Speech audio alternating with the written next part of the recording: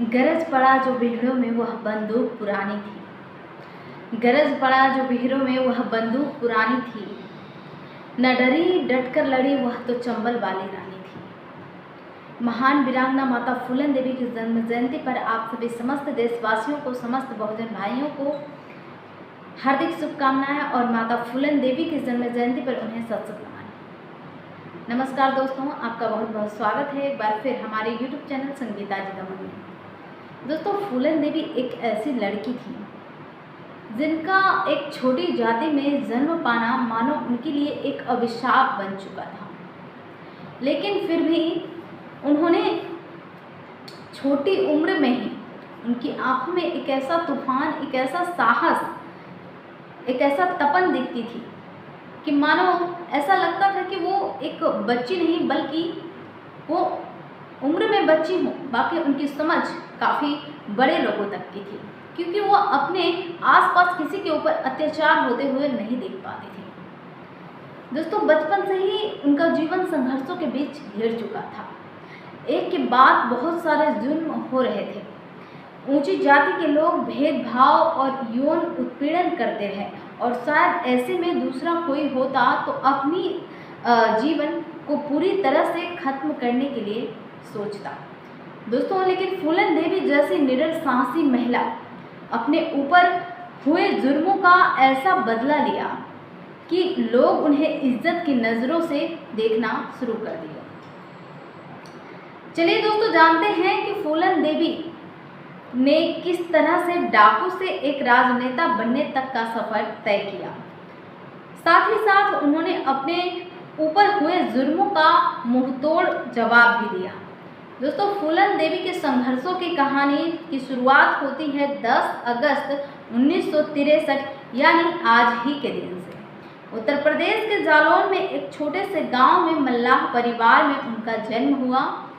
मल्लाह जो कि नाव चलाते हैं और मछुआरे को भी मल्लाह कहा जाता है। जी हाँ दोस्तों, और इस समुदाय में रहने की वजह से फूलन देवी ने शुरुआत से ही गरीबी का सामना किया है। उनके परिवार के पास सिर्फ 1 एकड़ ज़मीन थी, जिसके एक बड़े हिस्से में एक पुराना नीम का पेड़ लगा हुआ था। हालांकि फूलन देवी जब 11 साल की हुई थी तब उनके दादा दादी गुजर गए, उनकी मृत्यु हो गई थी। और फिर घर के मुखिया फूलन देवी के पिताजी के बड़े भाई यानी उनके बड़े पिताजी बन गए। और फिर घर के मुखिया पद को संभालने के बाद से उनका कहना था कि खेत में मौजूद जो पुराने नीम का पेड़ है उसे काट देना चाहिए, ताकि पेड़ वाले एरिया में, पेड़ जिस हिस्से में है वो उस हिस्सा उपजाऊ हो सके और उसमें खेती किया जा सके। और इस बात से फूलन देवी के पिता काफ़ी हद तक सहमत थे। लेकिन 11 साल की फूलन देवी को यह बात बिल्कुल भी समझ में नहीं आई और पेड़ काटने जा रहे चचेरे भाई मायादीन को उन्होंने गालियां देते हुए खदेड़ दिया और फिर दोनों के बीच जमकर बहस छिड़ गई। और हालांकि फूलन देवी के जुबान से निकले शब्दों को समाज स्वीकार नहीं कर पा रहा था, क्योंकि गांव में कभी भी किसी महिला ने पुरुष के खिलाफ आवाज़ नहीं उठाई थी। और उनका ये साहस का नतीजा यह हुआ कि फूलन देवी का जबरन उनसे 3 गुना बड़े व्यक्ति के साथ, ज़्यादा उम्र वाले व्यक्ति के साथ बाल विवाह करवा दिया गया। और फिर उनका जो पति हुआ, उनके पति का नाम था पुत्तीलाल मल्लाह। हालांकि शादी के बाद फूलन देवी पर पुत्तीलाल बहुत सारा अत्याचार, बहुत सारे उत्पीड़न करता रहा और इन्हीं सभी बातों से तंग आकर फूलन देवी ने अपने ससुराल से भागने का फैसला कर लिया और फिर वहां से भागकर अपने मायके आ गई। और यहाँ पर उन्हें बहुत सारे अपमान झेलने पड़े। जिस तरह से वो मायके आई और वहाँ पे उनके जो चचेरे भाई थे उनका सामना हुआ और मायादीन के साथ जो अभी भी उनसे वो बदला लेना चाहते थे उस बात का, और बदले की भावना से मायादीन ने नज़दीकी पुलिस स्टेशन में जाकर फूलन देवी के खिलाफ चोरी का इल्ज़ाम लगा दिया।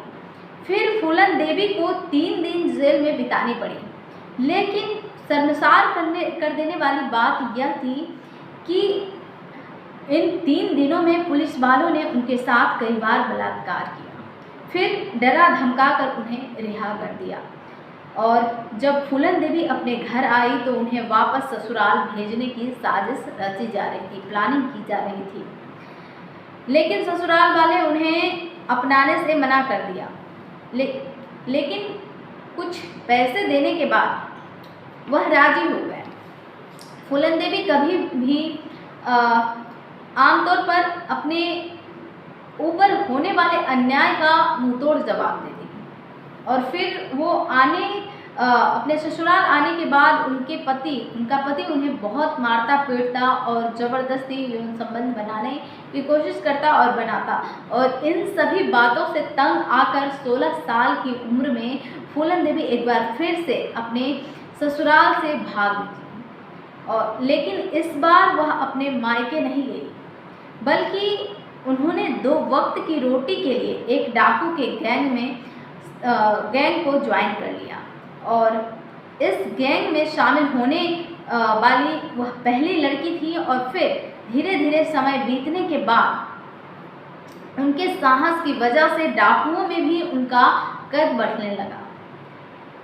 और कुछ महीनों के बाद एक एक करके अपने ऊपर हुए जुर्मों का बदला लेना शुरू कर दिया। उन्होंने एक ही गांव के 22 राजपूतों को एक लाइन में खड़ा करके उन्हें गोलियों से छल्ली छल्ली कर दिया और पुलिस वालों को भी मौत के घाट उतार दिया, जो कि उनके साथ बलात्कार किया था। और फिर इन सभी घटनाओं के बाद बहुत सारे लोग फूलन देवी को देवी के रूप में पूजने लगे, उन्हें देवी मानने लगे।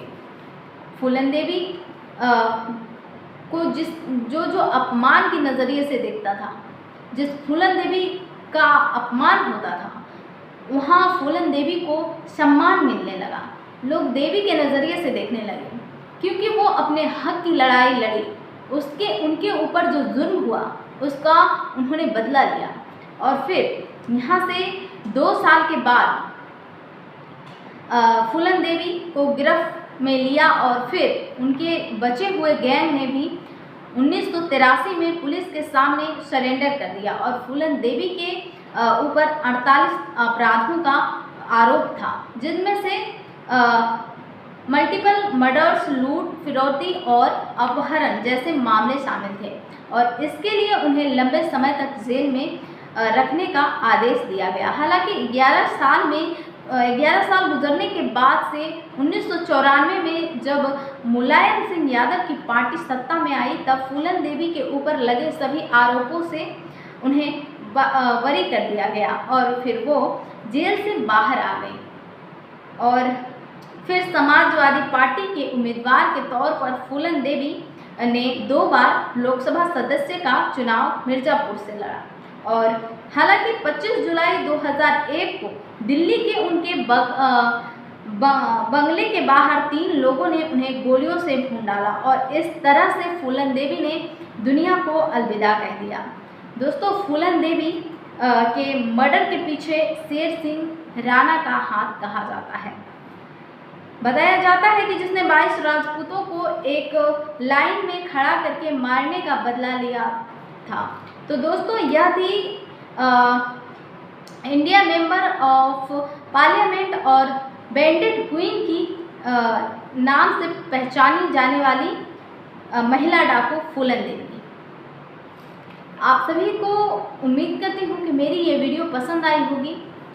दोस्तों, फूलन देवी एक ऐसी महिला थी, अगर इस समय किसी महिला के साथ इस तरह से होता है, इस तरह से अन्याय होता है, जुल्म होता है, तो वो अपने आप को ख़त्म करने की कोशिश करती है।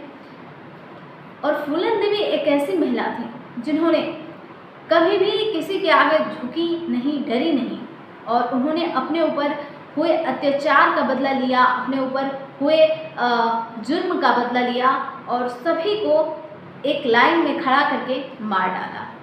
और दोस्तों फूलन देवी कभी नहीं मरती, मरती तो वो हैं जो कभी फूलन देवी नहीं बनती। किसी ने सही ही कहा है कि फूलन देवी कभी नहीं मरती, मरती तो वो हैं जो कि फूलन देवी कभी नहीं बनती।